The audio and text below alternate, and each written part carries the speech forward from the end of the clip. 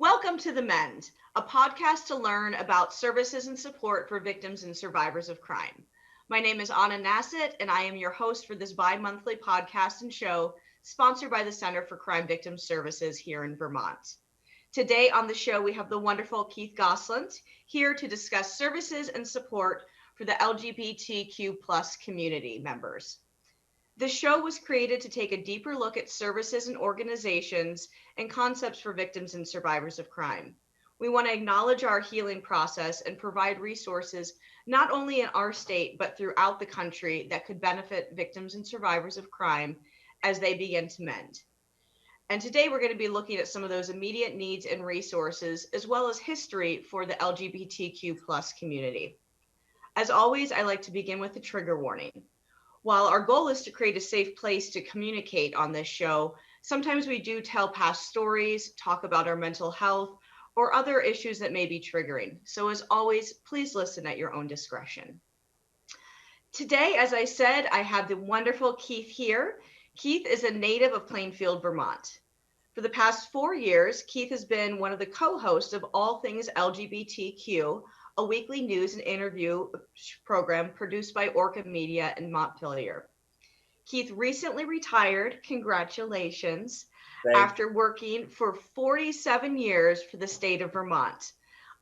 Most of this was in admissions department for the Vermont State Hospital. Keith has been an incredible historical community activist and organizer of the LGBTQ plus equality and inclusion since the 1980s. Keith is a recipient of the National Sexual Violence Resource Center's Visionary Voice Award. He was nominated by the Vermont Network for Domestic and Sexual Violence, and the award was presented by Senator Patrick Leahy. I'd like to read the statement that was submitted by the Executive Director, Karen Tronsgard Scott, on behalf of this nomination. Keith was involved with the Sexual Assault Crisis Team, SACT, for more than 20 years. Both as a volunteer and board chair.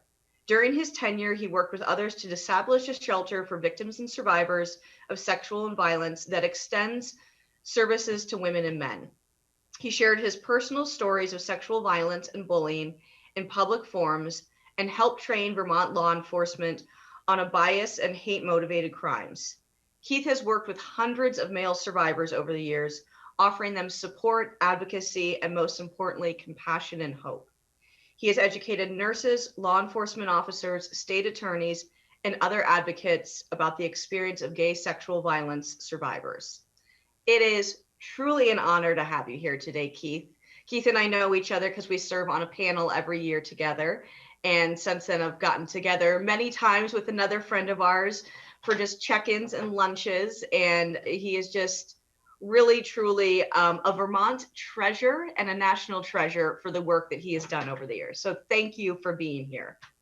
Thank you for inviting me. And before we even start the rest of this, I want to acknowledge the importance of, as you referenced, the three of us getting together and just being real with each other.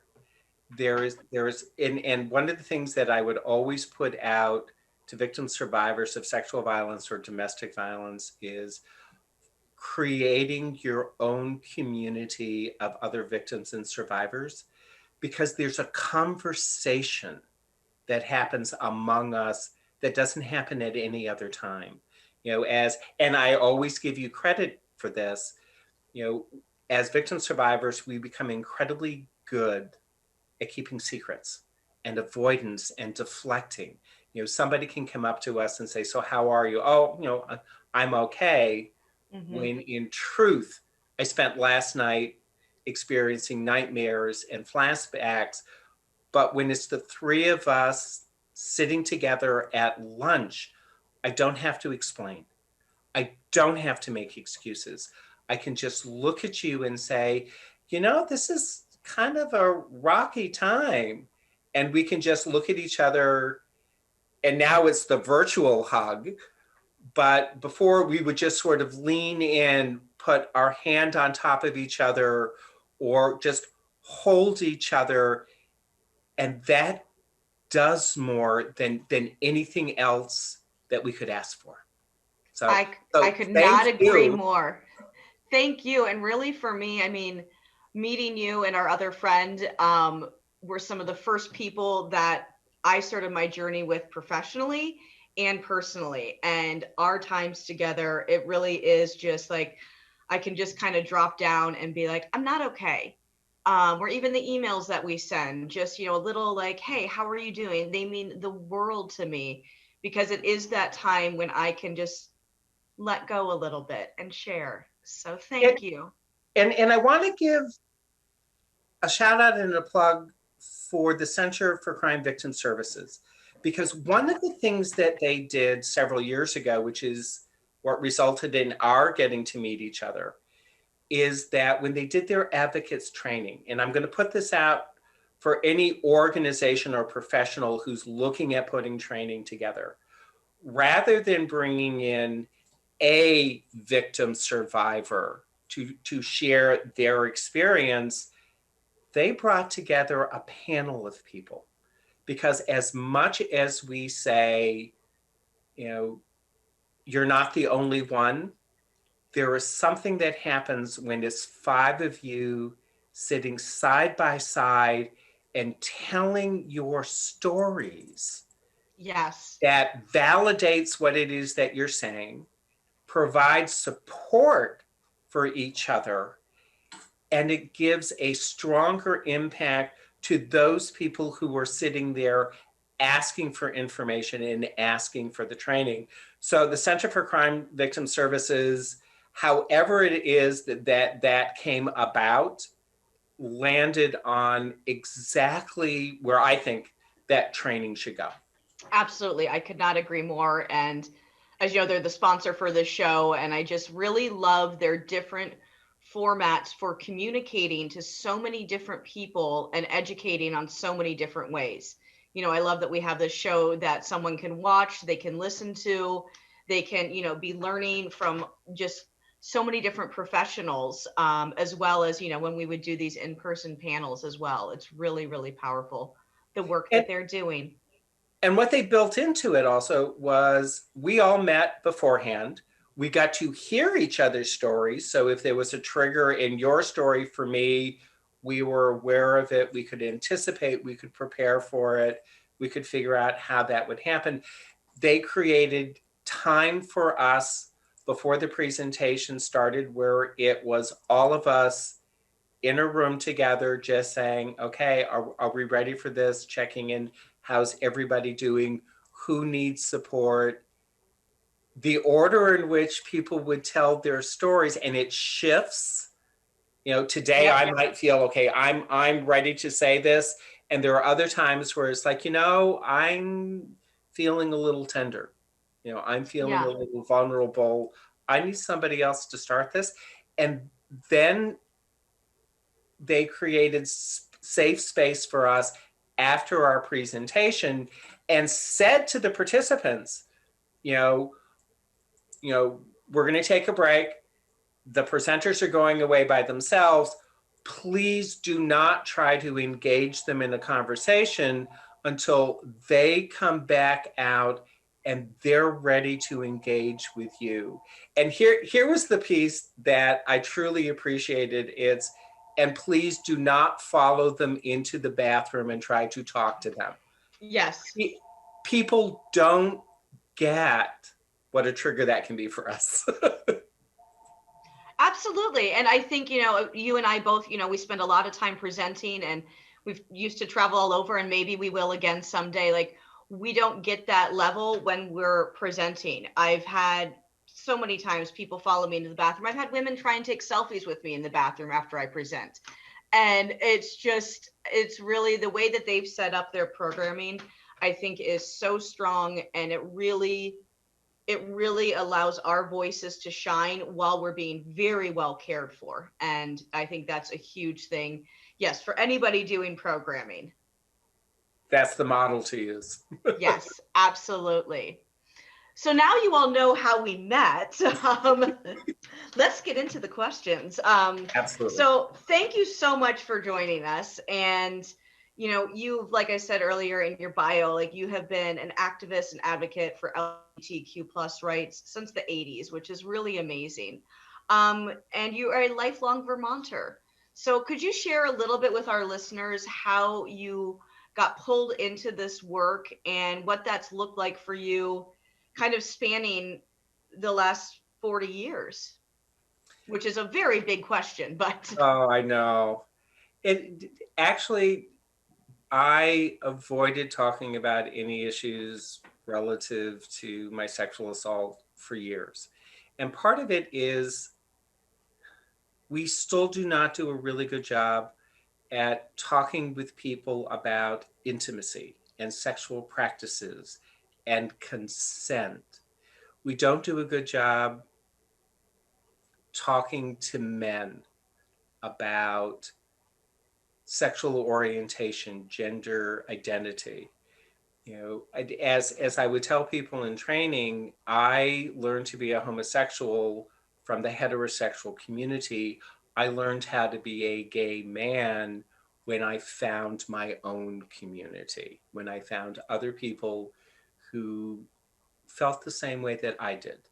Mhm. So growing up, there was not a whole lot of support.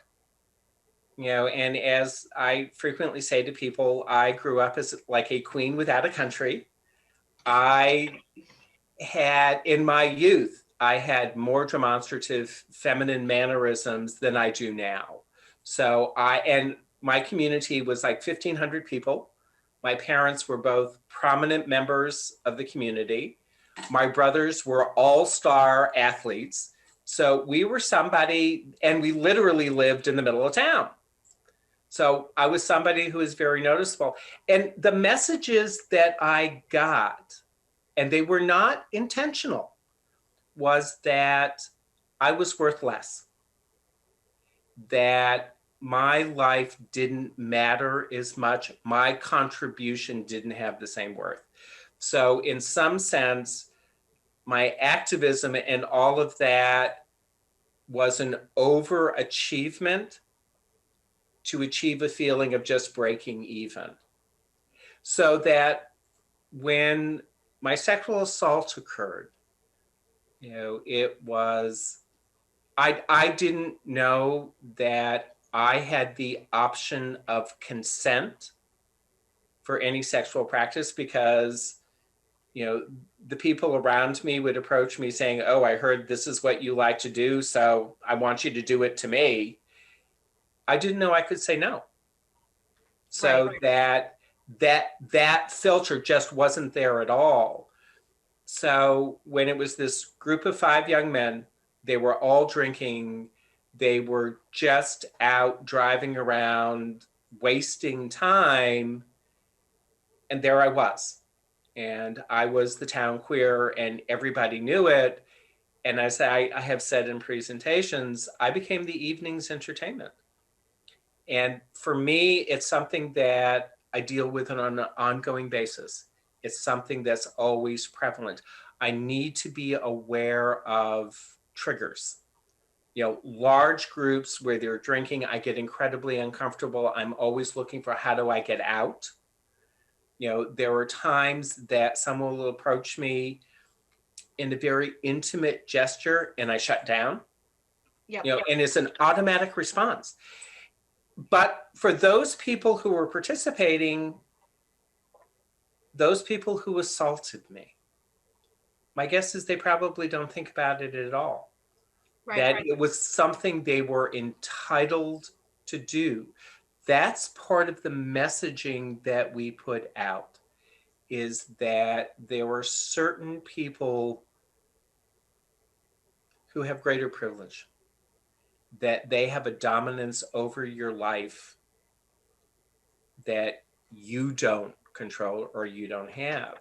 You know, and also I mean, it took me 25 years to finally say, wait a minute, I need to deal with this. You know, relationships failing, being anorexic, because, you know, here was in my head, you know, if I and I now know this by by virtue of sort of talking through it. But at the time, it wasn't necessarily a rational process. But I became anorexic because, oh, if I disappear, if you can't see me, then you're not going to find me sexually desirable, or I am not going to be an object. And it took years to realize that my appearance had absolutely nothing to do with the sexual violence. And we keep going back to power and control. They were entitled to do this. The other message I got was, if the only thing I'm good for and the only thing for which you notice me is sex, then I'm going to become incredibly good at it. And in presentations, I say I got so good I could suck the paint off a Chevy. Yeah, I know. Every now and then, it's our own little victim survivor humor. Every now and then, we throw it in to give ourselves a little emotional room. Absolutely. And I know it's one of your follow-up questions, but I'll just throw it in right now. When I finally said I need to deal with this and went to look for resources, there weren't any. First, there wasn't any resources for men, and they specifically were not identified resources for the LGBTQ plus community. There was one morning that I just sat on my couch and said, okay, I need to find something. And the Vermont Network was already there. And I want to acknowledge that they were incredible women who were brave and who had a strong, unified voice, who created a network to try and reach out and provide services and education. And without the work that those women did, I wouldn't have had any place to start. But I'm sitting on my couch, much like now in, my comfortable sweatpants. Yep. Curled up with my coffee. And I started calling the names on the list and said, I'm looking for services for a male victim.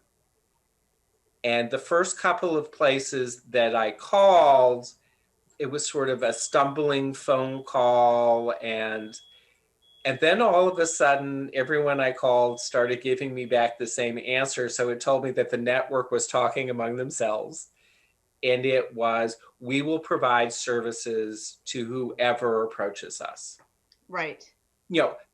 Thank you for the philosophy, but it still doesn't answer the, what do you specifically have that identifies the needs of male survivors? Because male survivors, the first thing that we need to wrestle with is, oh my God, I didn't think this could happen to men. And for straight cisgendered men, it's this, oh my God, am I really gay and I don't know it? Right.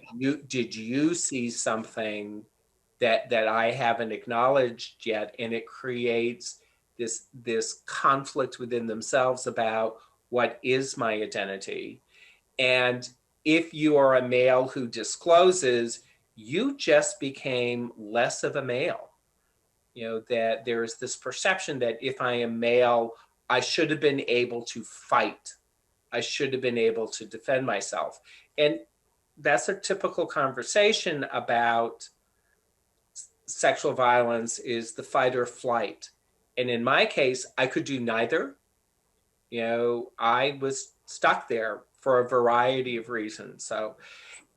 But what it created for me, or where it led me, is until gay men start talking among ourselves about our shared experience, and then approach programs saying, okay, what can we create together, that those resources aren't going to happen. If there is no one approaching them with a need, they're not going to create anything in response to that. And actually, it was very interesting. One of the first really strong resources that I found as a gay male survivor was an organization in Australia. Wow. And I happened to send them an email, and they responded within a matter of hours. And they kept in contact with me for years to make sure I'm okay. How are things going? It was a phenomenal process. Wow. Well, the Australians know a thing or two. I've heard They're doing that. all right. They're doing all right over there. That's amazing. Wow. How do you feel that, so you kind of started to push for more services here in our state. And is that kind of what started to really bring you into that more activist role? And how has that grown for you? And how have you seen the state respond and evolve over the years? Actually, I stepped into becoming involved with the sexual violence program because my sister-in-law approached me and said, we need someone with the organizational experience that you have to help us. And it was before I even made a public statement or even told my family about being a survivor. And I said yes. And I think it was one of those stepping off the cliff without fully acknowledging I'm stepping off the cliff. Because once I got there and started becoming involved in the work of the organization, all of that personal stuff landed on me full tilt. Mm-hmm. And actually, it was an interesting response. There was the article that was in the Burlington Free Press in 2001 about my experience as a survivor of sexual violence. And as I shared with you when I was initially being interviewed, I thought it was going to be on, the sort of living section of, this brief little human interest story. And they put it on the front page. So there it is. So now everyone knows. Yeah, it was like there are no secrets, which also meant I needed to call my family and tell my family stuff they didn't know. My relationship with my father had always been difficult. There wasn't a strong emotional bond between each other. But when I called him to say, this is what is about to be in the press and you need to know it, his response back was to share with me a story about a family member who is a pedophile. And it was the most emotionally vulnerable he had ever been with talking with me. And my question to him was, did he ever hurt you? To which my father said, no, but I now need to call my 70-year-old sister to ask her if he, I mean, so Wow. you have no idea. Also, the article, which was on the front page, was printed several days before Plainfield's Old Home Days, which is when the town of Plainfield celebrates itself. And at that point in time, not only was I on the Plainfield Select Board, I was the chair of the Select Board, Oh, which wow. made me the mayor. And the Select Board were the grand marshals for the parade, which meant we were going to be the first things you saw. And I'm like, what's going to happen here? And as we were marching, the applause was not what I had expected. And all day long, people kept coming up to me and saying, thank you. And this is my story. So that's what brought to me the importance of telling our stories. One, because for us, it's finally working through, I don't have to keep this a secret. I'm really taking away a lot of the power that it has, but I'm also allowing a venue for other victims and survivors to stand up and say, no, I'm not alone, and here is my story. As victims and survivors, we can sort of, this is not a, oh, I acknowledge what's happened, I've done this work, I'm done. It's this ever shifting continuum. There may be one day that we can sit in front of a group of people and feel incredibly confident about telling our stories. There's other times when I just need to be home alone, curled up in my Sherpa throw and watching my guilty pleasure movies, because emotionally that's all I can take in. And giving ourselves permission to truly feel what we're experiencing at the time without having to make excuses. And that whatever that emotion is, however we as a victim survivor respond, that's a valid and legitimate response. I could not agree more. You just hit on so many things. I got very teary-eyed when you were telling me about the parade. But yeah, I think that, one thing I learned from the Vermont Network, because they kind of helped us with this panel that we do together, and it was the first time I'd ever spoken publicly. And I was working with a woman named Chani, and she's like, well, maybe at the end you want to talk about some of your self-care. And at the time, I was like, well, what do you mean? What do you mean self-care? What's that? I was like, I lay under a stack of quilts and watch Gilmore Girls. She's like, well, then that's your self-care. I was like, I don't do yoga. I don't meditate. I don't eat particularly well.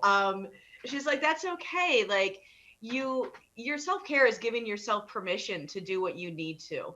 And that there's not this, sorry, my computer's doing a weird thing. Whoopsies. Okay, we're back. Sorry. Okay.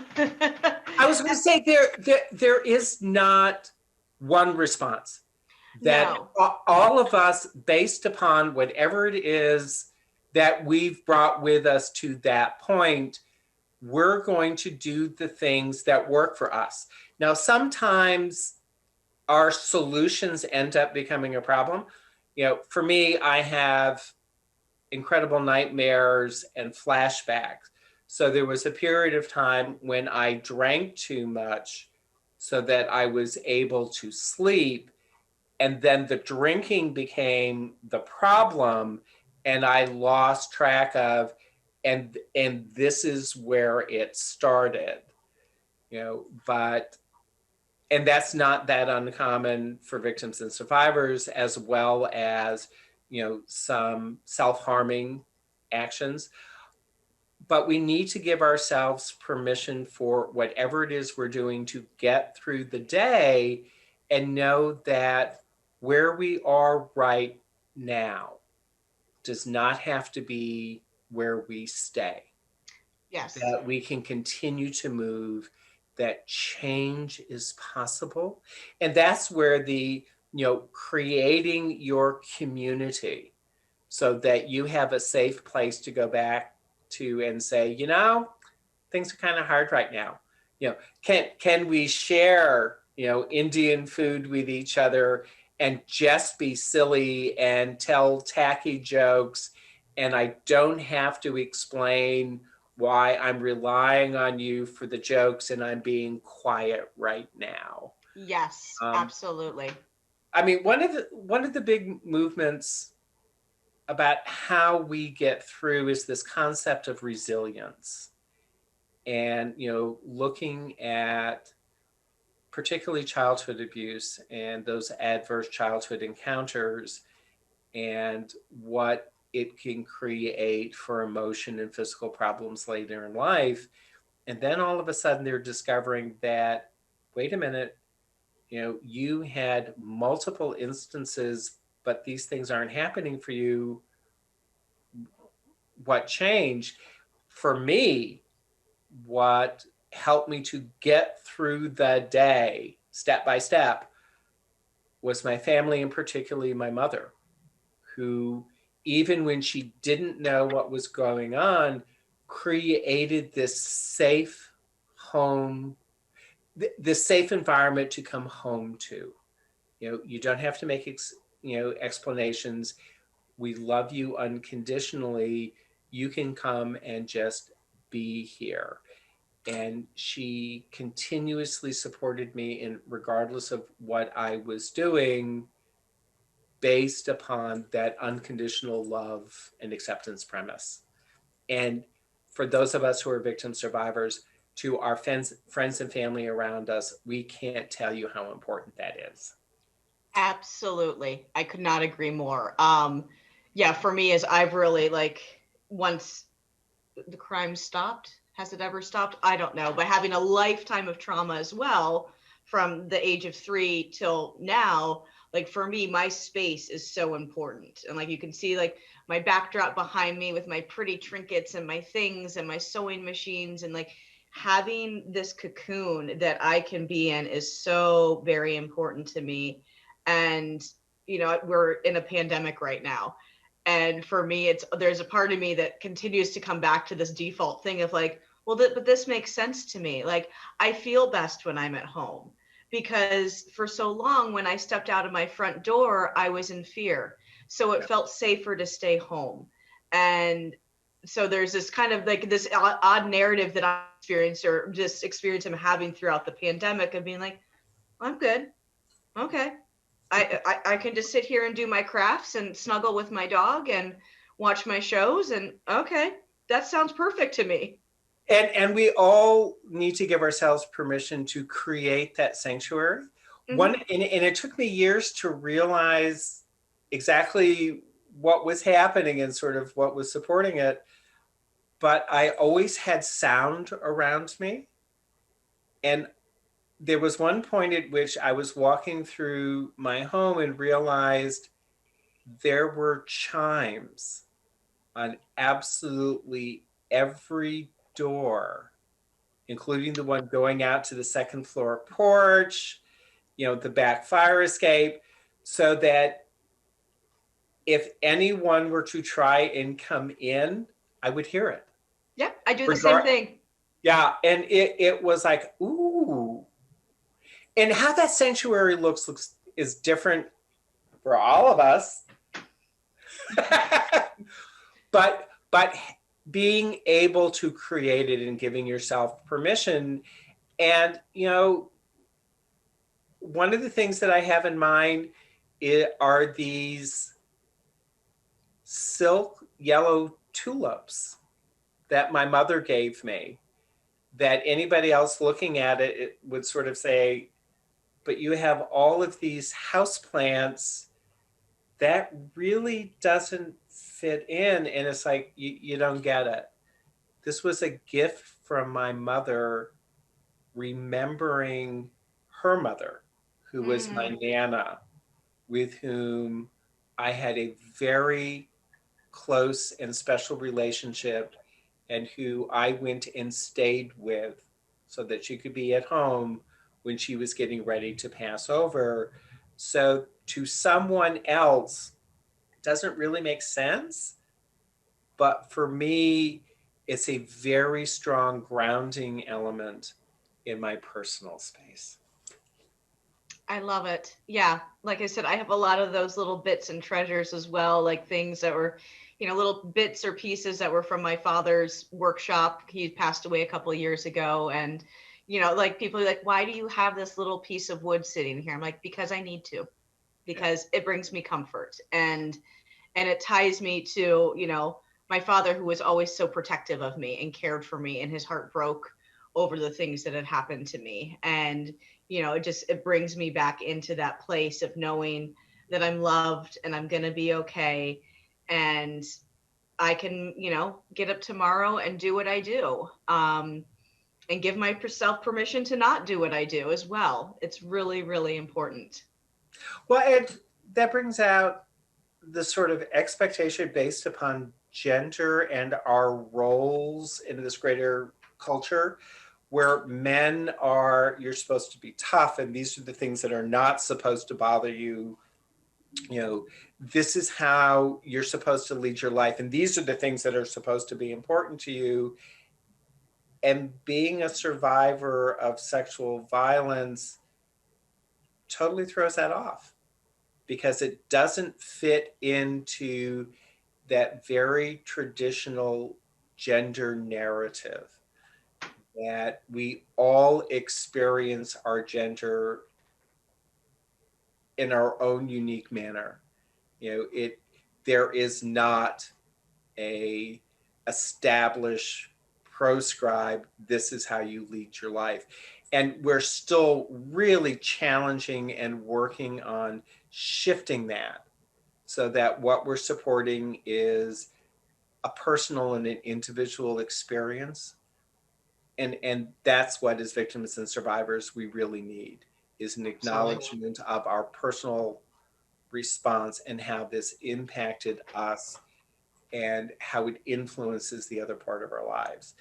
And, being a male survivor and a gay male survivor, you know, creating and finding those resources is difficult and they're far between. Some of the national organizations have started paying more attention to what the experience of men. The current estimate is 1 in 6 men will have Yep. experienced some type or degree of sexual violence within their lifetime.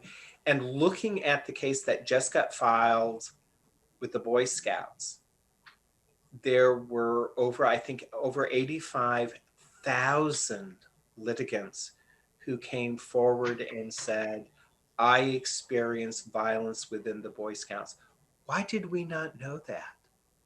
That is a Why staggering number. And you know that it doesn't represent all of them.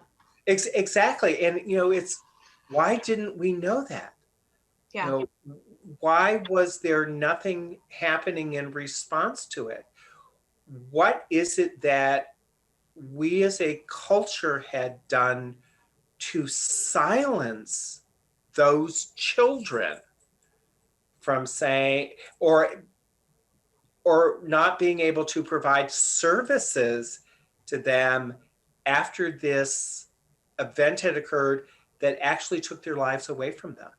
Absolutely. It's staggering. Because that's everyone, all of those people are, adults now, and still we're all still walking with that. And how was how they had to have known, and there were just nothing was set up to serve, to process, to deal with this. And it's really, really sad and very upsetting. And it reinforces all of those taboos in our culture about really not accepting varying sexual orientations, gender identities. There was one prescribed model. If you don't fit within it, well, then we're just going to totally discount you in any experience that you might have. And because Scouts couldn't deal with gay or bisexual Scouts, they created this silence that allowed perpetrators fertile ground to go in and abuse over 85,000 boys. It's staggering. It's horrific. Yeah, it's staggering. It's horrific. We have just chatted away for the last 40 minutes. So one, I'm going to ask you to come back on the show and talk specifically more about LGBTQ plus services, because we've really gone into this incredible conversation that I wasn't expecting around male victimization. And I am so grateful for you for just your transparency. And yeah, this was not the interview I was expecting at all. And I'm really just, my heart feels very full right now from all that you have shared today. It's really incredible. I know some of the resources that specifically for male survivors. Could you mention those? Yeah, I was going to say, first, thank you. And I can never say no to a sister. So yes, I will come back. Okay, good. The predominant resources here in Vermont, and I'm going to put a plug for Mosaic, which is the new name for the sexual assault crisis team.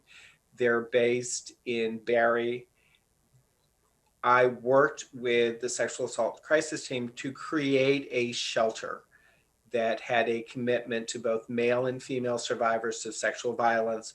We were the first in the country to employ that model. We also did a specific outreach to the LGBTQ plus community, the transgender community in particular, and survivors of bias and hate motivated crimes, because there were no other shelters that would bring people in. The other is the Pride Center in Burlington, which has a program called Safe Space, which was specifically devoted for LGBTQ survivors of trauma, sexual violence, hate crimes, domestic violence.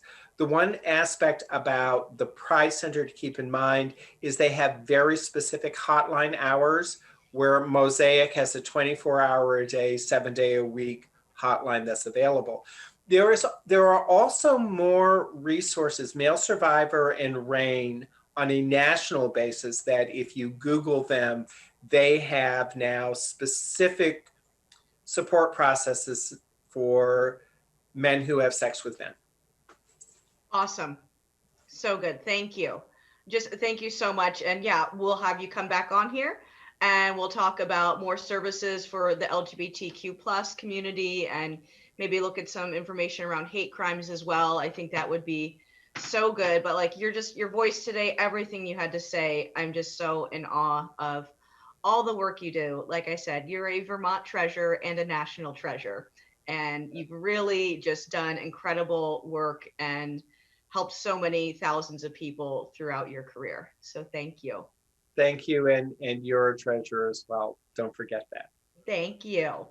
I always like to close just with a short, like, positive message or sentence for our Yeah. listeners to walk away with. Do you have something you'd like to share? Oh, absolutely. And, in the era of COVID, one of the things that my family has found are like Zoom and texting and some of the social media.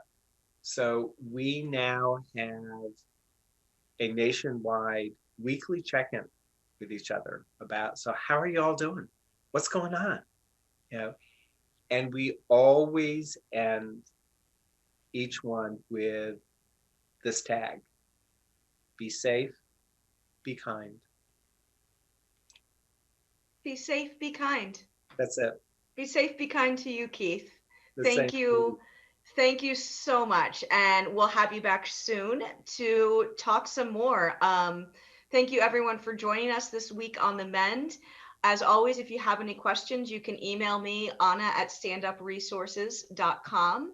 And if you have a chance to give us a little thumbs up on our video, or if you're listening on podcasts, to give us a rating, that really helps the Center for Crime Victim Services be able to track our reach, because hopefully it's all over the world at this point.